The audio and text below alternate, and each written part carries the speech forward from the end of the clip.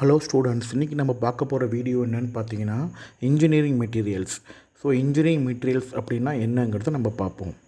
So engineering materials, it is the materials which is used in various applications in engineering such as production, mining etcetera. அதாவது engineering application வந்து various types இருக்குது. அதில் use பண்ணக்கூடிய மெட்டீரியல்ஸை தான் நம்ம engineering materials அப்படின்னு டிஃபைன் பண்ணுறோம். So most of the materials have very high strength since they have to undergo heavy processing as per requirement.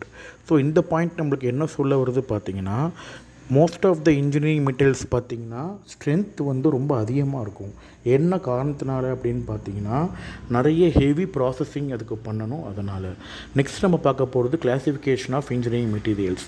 So it is classified into metallic materials, non metallic materials. அடுத்து metallic materials எப்படி classify பண்ணுறாங்க பார்த்தீங்கன்னா, ferrous materials, non ferrous materials. இப்போ ferrous materials and non ferrous மெட்டீரியல்ஸ்னால் என்னங்கிறத பார்ப்போம். So ferrous materials அப்படிங்கிறது என்னென்னு பார்த்தீங்கன்னா, இதில் மோஸ்ட்லி பார்த்தீங்கன்னா அயன் கண்டென்ட் ஜாஸ்தியாக இருக்கும். இதுக்கு எக்ஸாம்பிள் பார்த்தீங்கன்னா cast iron, grey steel iron. நான் ஃபெரஸ் மெட்டீரியல் அப்படிங்கிறது என்னென்னு பார்த்தீங்கன்னா, இதில் அமௌண்ட் ஆஃப் அயன் வந்து ரொம்ப கம்மியாக இருக்கும். Example copper, zinc, let. So thank you.